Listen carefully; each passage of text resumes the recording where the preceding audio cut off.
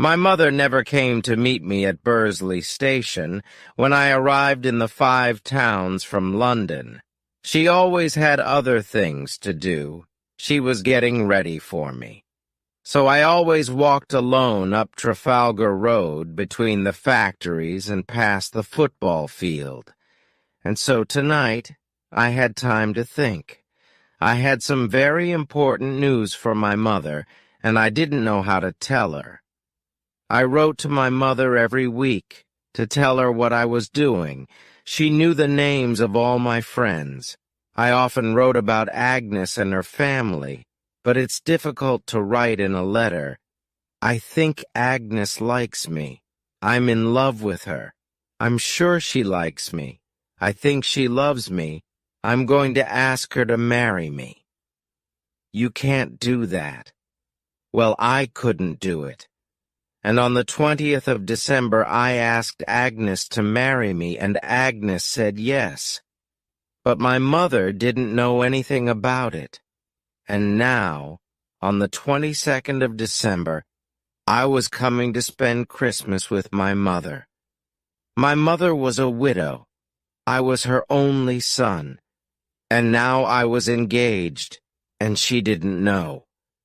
I was afraid she was going to be a little unhappy, and I was ready for a difficult evening.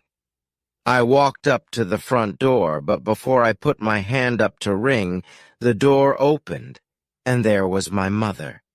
She put her arms around me. "Well, Philip, how are you?"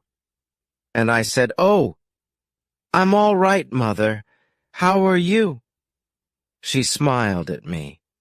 She looked excited and younger than her 45 years. There was something strange in her smile. I thought, she knows I'm going to get married. How does she know? But I said nothing.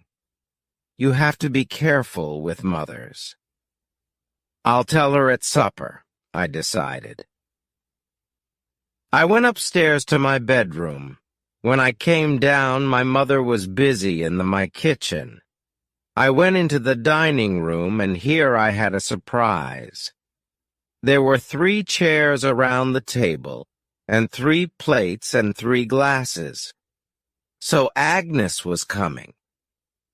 I didn't know how my mother knew, but she did know. She and my wonderful Agnes were planning a surprise for me. Agnes was coming to Bursley for Christmas. There was a ring at the door. It's Agnes, I thought, and running to the door, I opened it. It was Mr. Nixon. Mr. Nixon was an old friend of the family. He was a large, strong man of about 49 or 50. He was very helpful to my mother after my father's death. "Good evening, young man," he said. "It's good to see you back in Bursley." But I wasn't very happy to see him tonight because I wanted to talk to my mother. I couldn't talk to her about Agnes, with Mr. Nixon sitting at the table. We started our supper. We talked about this and that, but nobody ate very much. I was thinking about what to say to my mother when Mr. Nixon went home. At the end of the meal, I told my mother that I must go to the post office. I had an important letter to post. "Can't it wait until tomorrow, my pet?" my mother asked.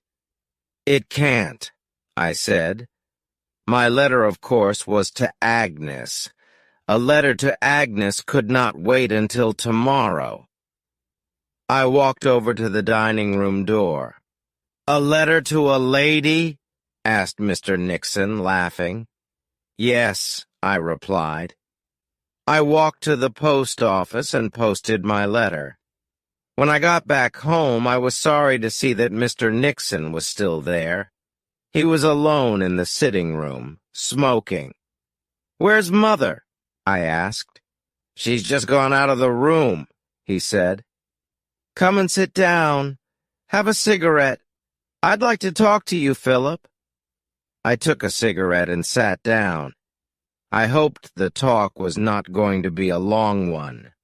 "Well, my boy," he said, "would you like me as a stepfather?" For a second I could not move or speak. "What?" I said. "You mean you and my mother?" "Yes, my boy, I do. I asked her yesterday, and she said yes. I've wanted to ask her for a long time. I think she knew that." "Did she tell you in her letters?" "No. It's difficult to write in a letter, of course.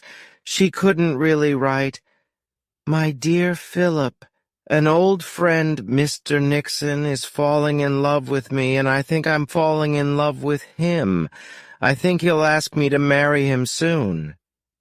I don't think your other could write that, could she?" I laughed.